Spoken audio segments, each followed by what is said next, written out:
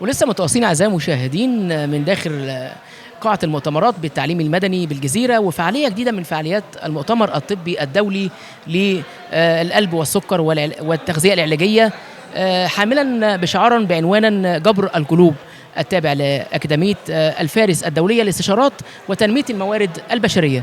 وسعدنا وشرفنا أن نلتقي اليوم بأجمل إعلامية في الدنيا، وأخت وزميلة راقية جدا.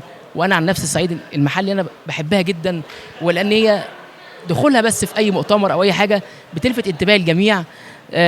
جميلة جدا دكتورة سهير شلبي، برحب بيك يا دكتورة. جدا شكرا جدا على التقديمه الجميله دي يا ياسر. ده أقل حاجة. حضرتك اجمل والله العظيم، وحضرتك ليك طله اكتر. ربنا يخليك الأيام. خليك ربنا يخليك.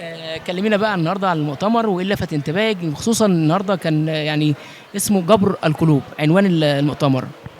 هو عجبني حاجه ان في توعيه، ان احنا عايزين نوعي اي شخص ان اي امراض عنده هو ما بيحاولش يعالجها بتاثر على الصحه النفسيه.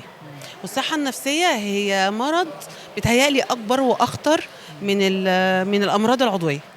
ان الصحه النفسيه طول ما انا عندي اكتئاب بالتالي هيبقى ضغط الدم مرتفع، السكر عندي هيبقى طالع نازل، في حاجات كتير في علاقات بتبقى غريبه مع الصحه النفسيه. الواحد بيزعل لو زعل قوي، فضل حزين مده طويله، طبعا في اوتار من القلب بتتقطع، في حاجات كتير بتحصل بتاثر على الصحه النفسيه وبتاثر على ضخ الدم من القلب، وبيعمل مرض قلب مزمن.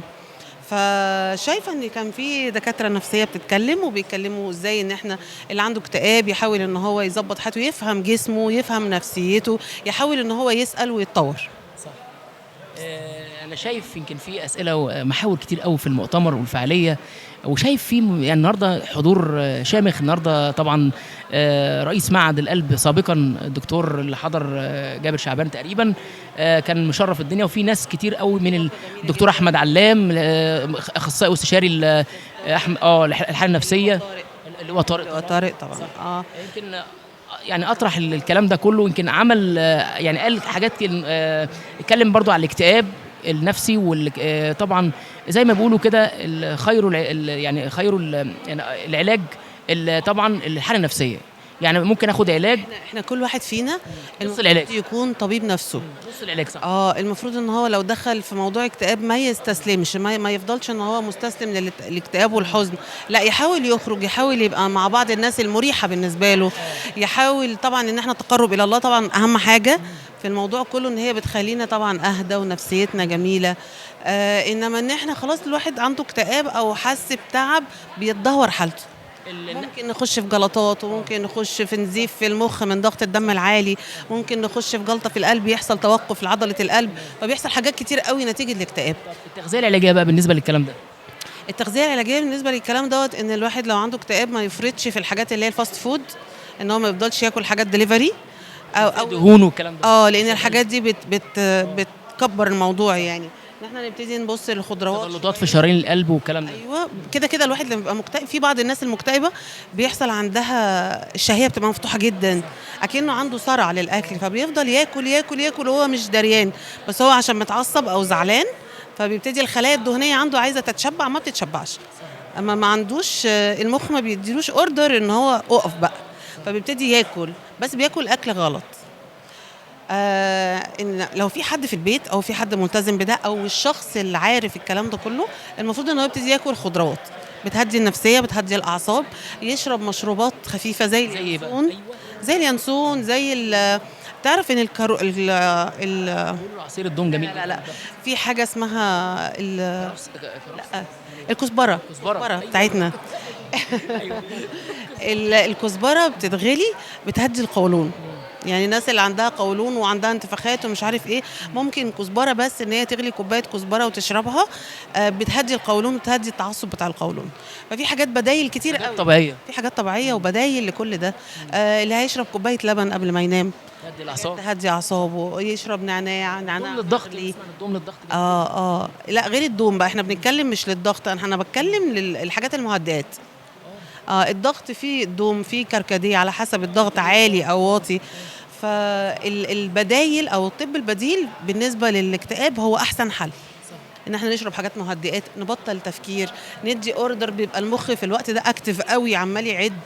تحس ان انت طول الوقت عمال تعد لمط، تعد اي حاجه قدامك تتعد. الفاكهه بتحفز جدا برضو الحاله المزاجيه والصحيه. طبعا. والرياضه والرياضه ما ينفعش حد بيعمل رياضه يجيله اكتئاب. بالظبط. اي حد بيلعب اي رياضه، العضله اللي بتشتغل بتفرز ماده بتنشط هرمون السعاده اللي هو الدوبامين. فما ينفعش حد بيلعب رياضه أو اي حد زعلان بدل ما ياكل انا انصحه يلعب رياضه.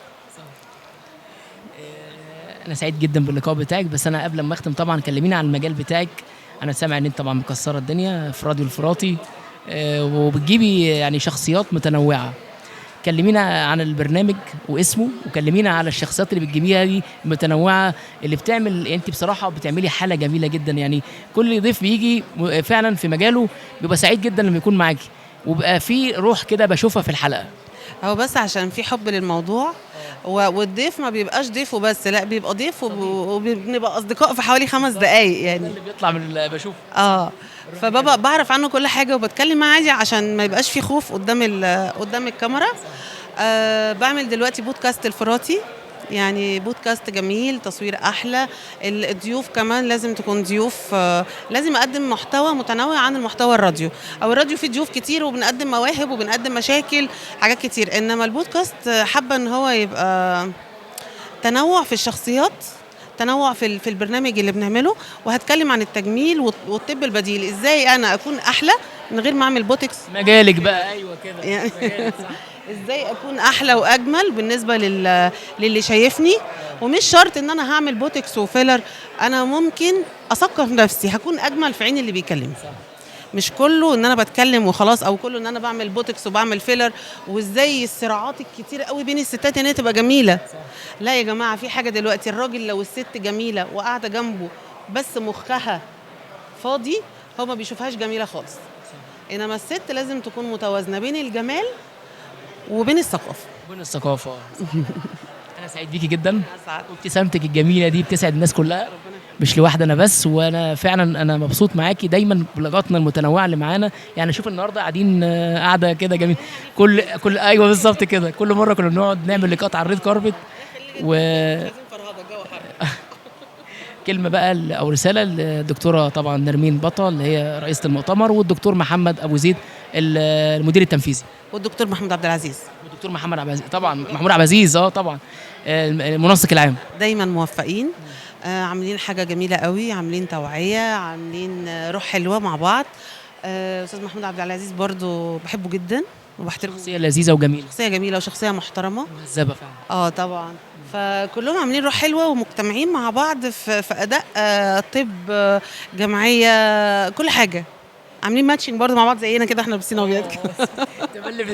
بتلاحظي المره اللي فاتت كنا لابسين زي بعض برضه، فمش عارف في ايه. شكرا ليك يا دكتوره، وانت من الناس اللي قريبه ان انا معاك اصلا. يعني انا بيبسطني ان انت تبقى في مكان وانا اعمل معاك لقاء. فعلا انت من الناس اللي قريبه من قلبي جدا. احترامك، جمالك، شياكتك، تري جانتي جدا مع الناس، هو ده اللي بيخلي الناس كلها تبقى سعيده. الحمد لله. وايه اهم حاجه؟ حب الناس. ما مش بالنسبه لي ما فيش حاجه مهمه غير ان احس ان الناس بتحبني، او المكان اللي انا فيه انا مرتاحه والناس مرتاحه لي. مبروك على التكريم تاني مره، وان شاء الله ما يكونش اخر لقاء. دايما لقاءاتنا حلوه مع بعض. يا رب دايما، يا رب مع بعض، ودايما منور الدنيا كده. لك كل التوفيق. تسلم لي حبيبي، ميرسي قوي. عماله تلم